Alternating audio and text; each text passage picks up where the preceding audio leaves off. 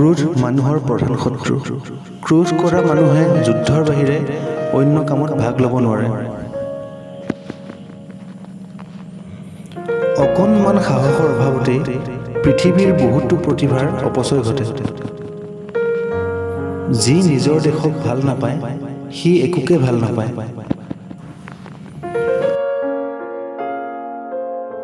আমি যি জানো সি অতি সামান্য, আমি যি নাজানো তাৰ সীমা নাই। কোনোৱে তোমাক সহায় কৰিব নোৱাৰে, নিজেই নিজৰ সহায় লোৱা। সময়েই ধন।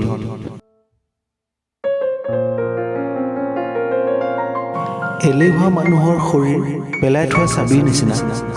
ব্যৱহাৰ নকৰা চাবিত যেনেকৈ মামৰ ধৰে, কামত নলগোৱা শৰীৰতো সেইদৰে ৰোগ হয়। ব্যৱহাৰ কৰা চাবি যেনে চকচকীয়া, শ্ৰম কৰা শৰীৰো তেনে কটকটীয়া।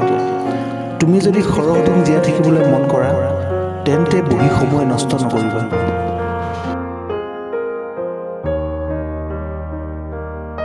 তুমি যলৈকে নোযোৱা কিয়, বিলোৱা মাথো প্ৰেম আৰু প্ৰেম।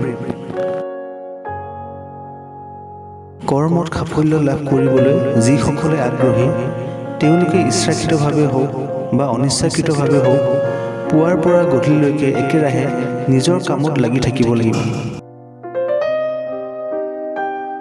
মহৎ কাৰ্য সমাধা কৰা ব্যক্তিসকলৰ ফালে এবাৰ চোৱাচোন। দেখিবা তেওঁলোকে দুডাল লাখুটিৰ সহায়ত আগবাঢ়ি গৈছে। এডাল হ'ল উদ্যোগী মন আৰু আনডাল আদৰ্শ।